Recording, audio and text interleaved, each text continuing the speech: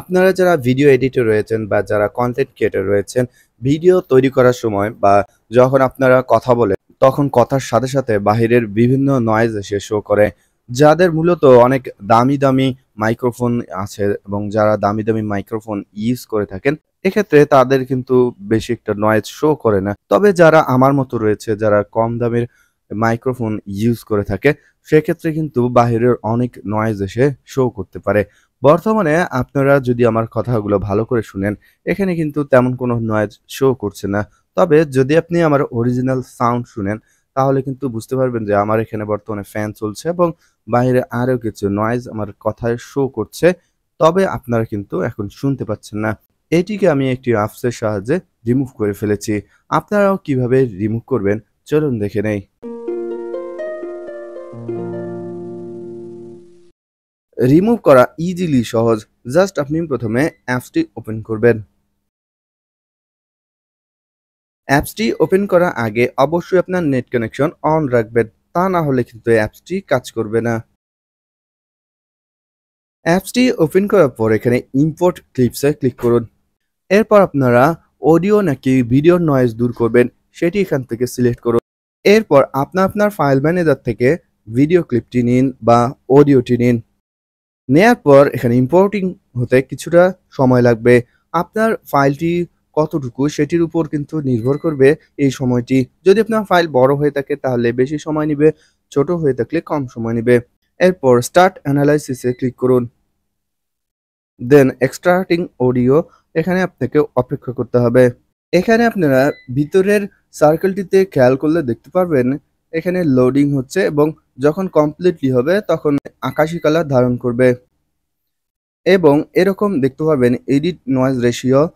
দেন আপনারা এখানে পেন আইকনে ক্লিক করবেন। পেন আইকনে ক্লিক করার পর এখানে দেখতে পাচ্ছেন যে ভোকাল এবং নয়েজ দুইটি অপশন চলে এসেছে। অর্থাৎ আপনি যে কথা বলেছেন সেই ভোকালটি তারা আলাদা করে ফেলেছে এবং নয়েজটিকে আলাদা করে ফেলেছে ইজিলি। আপনাদেরকে এখানে কোনো কিছুই করতে হবে না। এখন আপনারা এখান থেকে কাস্টমাইজ অপশনে ক্লিক করুন। কাস্টমাইজ অপশনে ক্লিক করার পর এখান থেকে নয়েজ 0 করে দিন। তাহলে আপনারা শুনতে পারবেন আপনার ক্লিপে থাকা যত নয়েজ ছিল সমস্ত নয়েজ কিন্তু এখানে রিমুভ হয়ে গেছে। এখন যদি আমি আপনাদেরকে প্রথমে নয়েজ সহ ক্লিপটি প্লে করে দেখাই। যদি আমি আপনাদেরকে আমার বর্তমানে অরিজিনাল সাউন্ডটি শোনাই, শুনতে পাচ্ছেন যে আমার পাশে কিন্তু ফ্যান চলছে এবং ফ্যানের প্রচন্ড শব্দ হচ্ছে। এখন যদি আমি নয়েজকে এভাবে 0 করে দেই, দেন আপনাদেরকে প্লে করে যদি শোনাই। যদি আমি আপনাদেরকে আমার বর্তমানে অরিজিনাল সাউন্ডটি শোনাই, শুনতে পাচ্ছেন যে আমার পাশে কিন্তু ফ্যান চলছে এবং ফ্যানের প্রচন্ড শব্দ হচ্ছে। বুঝতেই পাচ্ছেন যে এই অ্যাপসটি কতটা কার্যকরী। যখন আপনি ব্যবহার করবেন তখনও আপনারা বুঝতে পারবেন কিভাবে এই অ্যাপসটি অতি সহজে নয়েজ রিমুভ করছে। দেন আপনারা যদি সেভ করতে চান সেভ অপশনে ক্লিক করবেন, তাহলে আপনার গ্যালারিতে সঠিকভাবে সেভ হয়ে যাবে। এখন আমি আপনাদেরকে দেখাই কি অ্যাপস এবং কিভাবে আপনারা অ্যাপসটি ডাউনলোড করবেন।